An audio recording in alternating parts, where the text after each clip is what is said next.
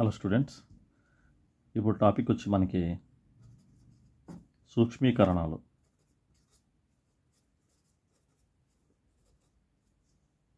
అంటే సింప్లిఫికేషన్. ఇది చాలా ఇంపార్టెంట్ టాపిక్ అండి.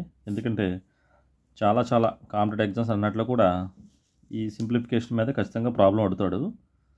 అయితే చాలామందికి ఇప్పుడు నేను చెప్పే రూల్ కనుక తెలియక చాలామంది తప్పులు చేస్తూ ఉంటారు.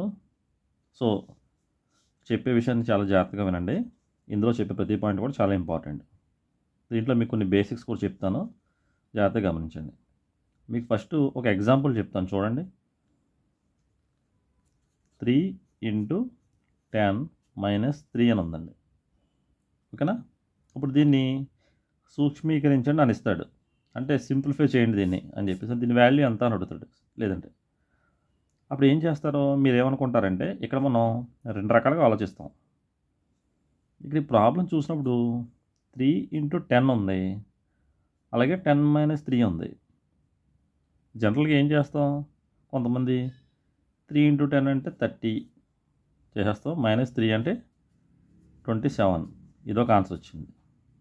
అలాగే 10 - 3 ఫస్ట్ ఇచ్చేద్దాం అనుకుని 3 × 10 - 3 అంటే 7. 7 × 3 = 21. చూడండి, ఒకే ప్రాబ్లంకి రెండు సొల్యూషన్స్ వచ్చాయి. ఏది కరెక్ట్? అంటే ఇలా ఆలోచించడం రైటా? అంటే ఫస్ట్ కేసులో ఫస్ట్ మల్టిప్లై చేసాం, తర్వాత మనం సబ్ట్రాక్ట్ చేసాం, అవునా?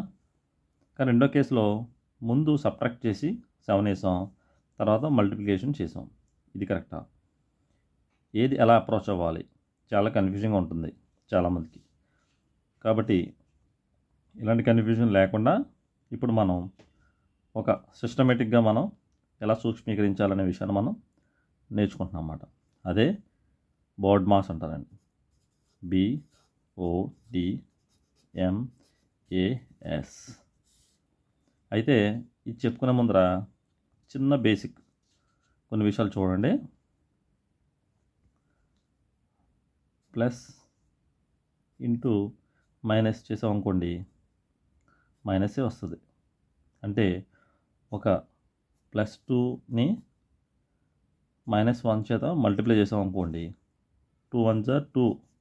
దీనికి ప్లస్ వేయాలా మైనస్ వేయాలా? మైనస్ వేయాలి. ఎందుకంటే ప్లస్ ఇంటూ మైనస్ అంటే ప్లస్ ఇంటూ మైనస్ అంటే మైనస్ వస్తుంది.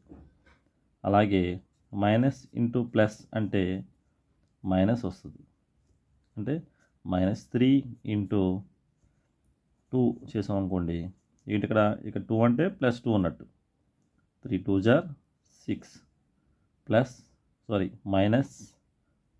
మైనస్ ఇంటూ ప్లస్ అంటే మైనస్, ఈ సెకండ్ రూల్ ప్రకారం. ఓకేనా? అలాగే minus into minus equal to plus అవుతుందండి. అలాగే plus into plus equal to plus అవుతుంది. అంటే -4 × -5. చూడండి, 4 × 5 = 20. ఇక్కడ మనం ప్లస్ వేయాలా మైనస్ వేయాలా? Minus into minus. చూడండి, మైనస్ ఇంటూ మైనస్ అంటే ప్లస్ 20 అవుతుందన్నమాట ఇక్కడ వాల్యూ. సో చిన్న బేసిక్ విషయాలు ఇవన్నీ కూడా కొంచెం జాగ్రత్త గుర్తుపెట్టుకోండి. నెక్స్ట్, ఈ బోర్డ్ మాస్ BODMAS.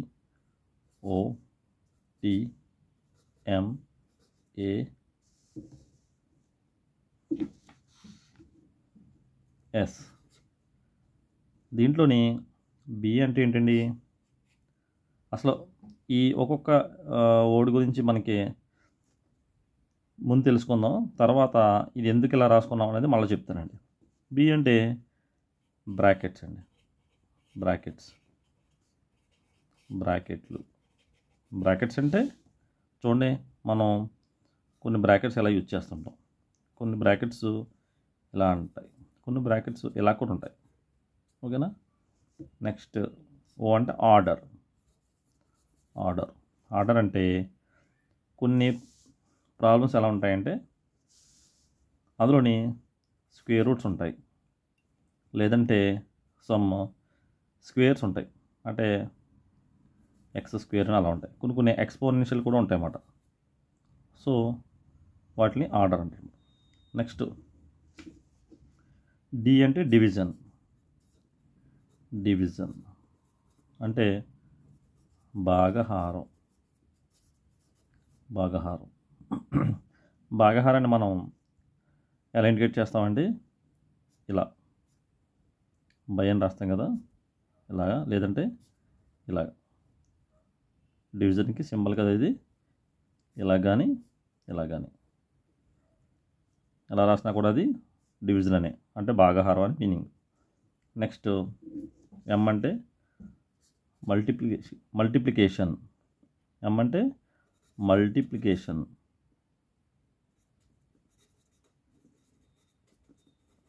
అంటే గుణకారం. గుణకారము. గుణకారం అంటే దీన్ని మన ఎలా ఇండికేట్ చేస్తాం? ఇంటూగా కానీ, లేదంటే ఇలా చుక్క రూపంలో కానీ మనం ఇండికేట్ చేస్తుంటాం అన్నమాట. నెక్స్ట్ ఏ అంటే ఎడిషన్. అంటే కూడిక, అంటే కలపడం అండి. ఏ అంటే ఎడిషన్. దీన్ని మనం ప్లస్తో ఇండికేట్ చేస్తాం అలా. ఓకేనా? నెక్స్ట్ ఎస్ అంటే సబ్ట్రాక్షన్. సబ్ట్రాక్షన్ అంటే తీసివేత. దీన్ని మైనస్తో ఇలా ఇండికేట్ చేస్తాం అన్నమాట. ఓకేనా? అర్థమైందా ఈ సింబల్స్కి మీనింగ్ ఏంటో? సో ఈ ఎందుకు ఇలా రాసుకున్నామంటే ఇది ఆర్డర్ ఆఫ్ ప్రయారిటీ మాట అండి. మనకి ఏదైనా ప్రాబ్లం ఇచ్చినప్పుడు ఇలాగా ఏ సింబల్తో మనం మొదలు పెట్టాలి అనుకున్నప్పుడు మనం ఇది మైండ్లో మనకి ఈ ఆర్డర్ మనకు గుర్తుండాలి. బి అంటే బ్రాకెట్స్ అని, అంటే మనకి ఇచ్చిన ఏమైనా ప్రాబ్లంలో బ్రాకెట్స్ ఏమైనా ఉన్నాయా లేదో చూడాలి. నెక్స్ట్ ఆర్డర్ అంటే మన ఇచ్చిన ప్రాబ్లంలో ఏమన్నా స్క్వేర్ రూట్స్ ఉన్నాయా, లేదంటే ఇలా పైన పవర్స్ ఏమైనా ఉన్నాయా, లేదంటే ఎక్స్పోనెన్షియల్లా ఏంటో చూసుకోవాలి. నెక్స్ట్ డి అంటే డివిజన్. నెక్స్ట్ ప్రయారిటీ కింద ఏమన్నా డివిజన్స్ ఏమైనా ఉన్నాయి ఇందులో చూసుకోవాలి. నెక్స్ట్ మల్టిప్లికేషన్ ఏమైనా ఉన్నాయా, నెక్స్ట్ ఎడిషన్ ఏమైనా ఉన్నదా, నెక్స్ట్ సబ్ట్రాక్షన్ ఉందో చూసుకోవాలి. ఇది ఆర్డర్ ఆఫ్ ప్రయారిటీ మాట అండి. ముందు ఈ ఆర్డర్ ఆఫ్ ప్రయారిటీ ప్రకారం ఇలాగా ముందుకెళ్తూ సాల్వ్ చేసుకుంటూ వెళ్తాం అన్నమాట. మనం నెక్స్ట్ ప్రాబ్లం చేసినప్పుడు మనకి క్లియర్గా అర్థమవుతుంది. చూడండి, ఒక ప్రాబ్లం చేద్దామా? చూడండి ఎగ్జాంపుల్. ఇందాక నేను రాసిన కదా ప్రాబ్లం, చూడండి. 3 × 10 - 3 + 16 ఈజ్ డివైడెడ్ బై 4.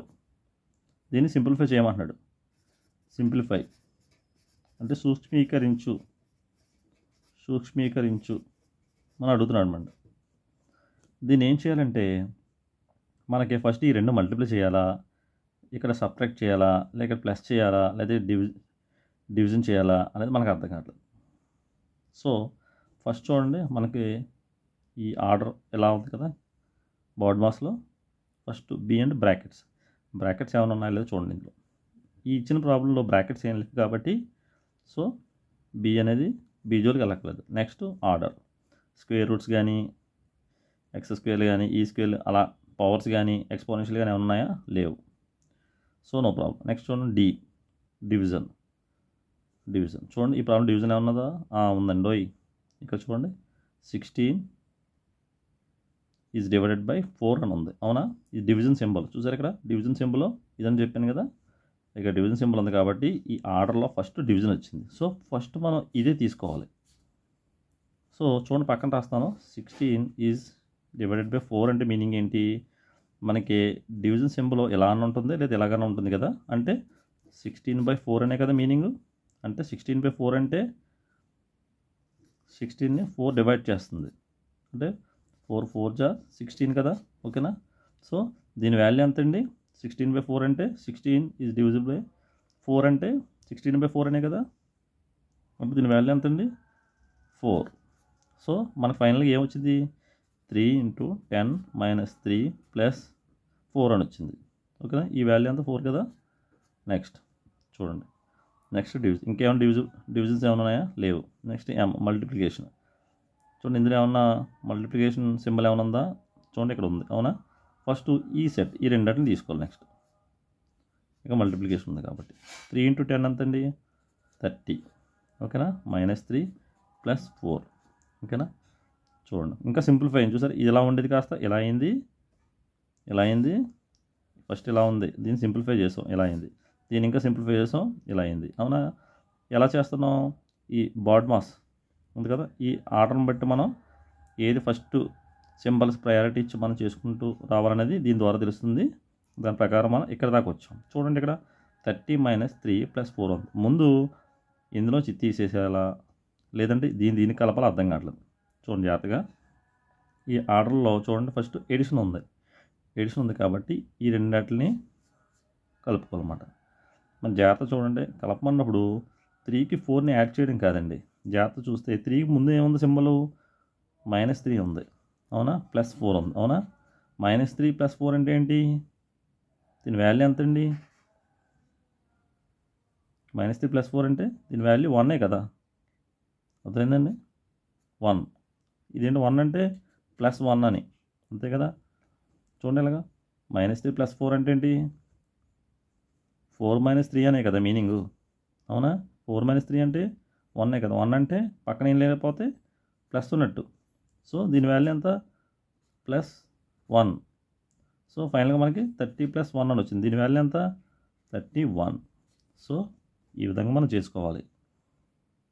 నెక్స్ట్ ఇంకో ప్రాబ్లం చూడండి.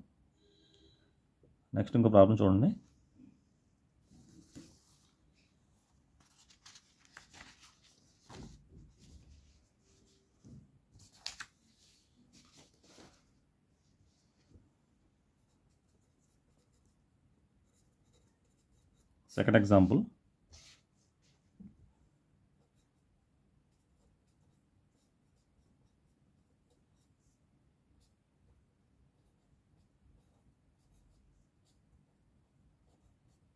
చూడండి, దీన్ని సింప్లిఫై చేయమని అడుగుతాడు.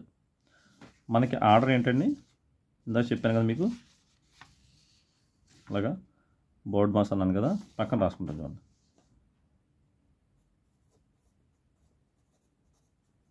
ఓకేనా? ఫస్ట్ బి అంటే బ్రాకెట్స్ ఏమున్నాయి? ఇది ఉంది. అవునా? ఫస్ట్ దీన్ని తీసుకుందాం, పక్కనే పెట్టుకుందాం. ఫస్ట్ దీన్ని సాల్వ్ చేయాలన్నమాట మనం. ఓకేనా?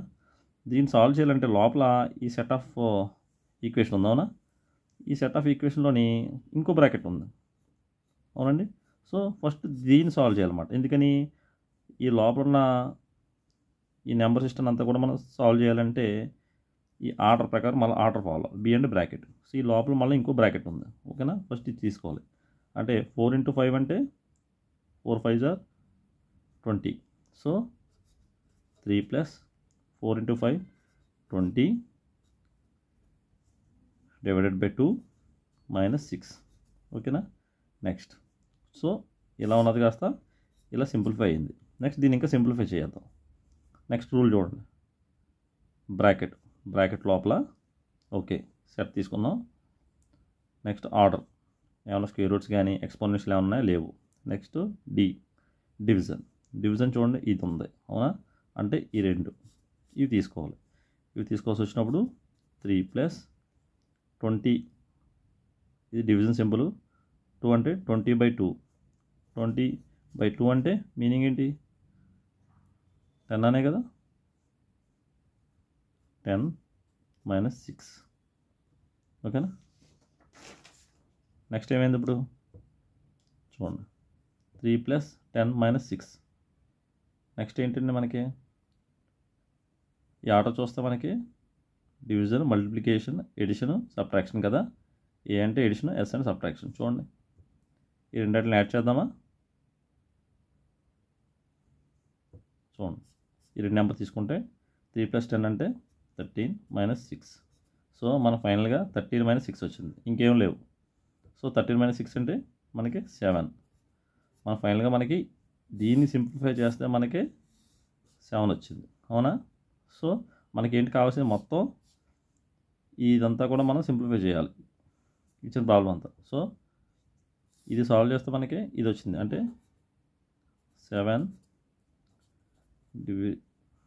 డివైడెడ్ బై 7 అంటే 7/7 అనే కదా మీనింగ్, అంటే 1 ఆన్సర్ మనకి. అంతేనండి. నెక్స్ట్ ఇంకో ప్రాబ్లం చూద్దాం.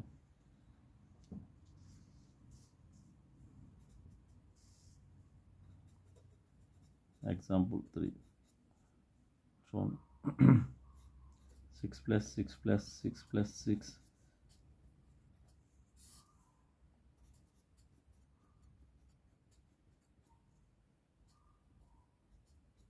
ఎలా ఉంది, దీని వాల్యూ ఎంత అని అడుగుతాడండి.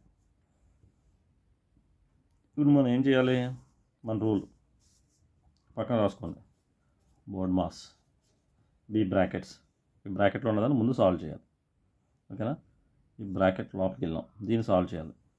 6 + 6 + 6 + 6 అంటే ఎంత అండి, 24, అంతే కదా. సో ఈ బ్రాకెట్లో ఉన్నదంతా తీస్తే 24 వచ్చింది, డివైడెడ్ బై 6 బై, ఇది ఇంకా మనం ఇంకా సాల్వ్ చేయలేదు, 4 + 4 + 4 + 4 డివైడ్ బై 4 ఉంది. నెక్స్ట్ చూడండి, బ్రాకెట్స్ ఆర్డర్, నెక్స్ట్ డివిజన్. చూడండి డివిజన్లు ఏమైనా ఉన్నాయి, అందులో ఉన్నాయి, పైన కింద కూడా ఉన్నాయి. చూడండి జాగ్రత్తగా. 24 ఈజ్ డివైడెడ్ బై 6 అంటే 24/6 అనే కదా. సో దీని వాల్యూ ఎంత, 4 బై, చూడండి 4 + 4 + 4 + చూడండి జాగ్రత్తగా. ఇక్కడ చూడండి ఇది కూడా డివిజన్ సింబల్ ఉంది. సో 4 ఈజ్ డివైడెడ్ బై 4 అని ఉంది. సో మన ప్రయారిటీ ప్రకారం ఫస్ట్ డివిజన్కి కదా ప్రయారిటీ ఇవ్వాలి. సో 4/4 అంటే మీనింగ్ ఎంత, 1. ఓకేనా, మనకు ఫైనల్గా ఎంత వచ్చిందండి, 4/4 + 4 + 4 + 1. సో చూడండి న్యూమరేటర్లో 4 ఉంది, డినామినేటర్లో మనకి అన్ని ప్లస్లు ఉన్నాయి. సో ఇంక వేరే సింబల్స్ ఏం లేవు కాబట్టి అన్నీ యాడ్ చేసేయచ్చు. ఈ వాల్యూ ఎంత అంటే 4 + 4 + 4 + 1 అంటే 13.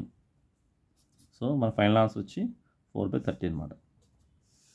దీని వాల్యూ ఎంత, 4/13. ఇలా సింప్లిఫై చేయాలి. Thank you.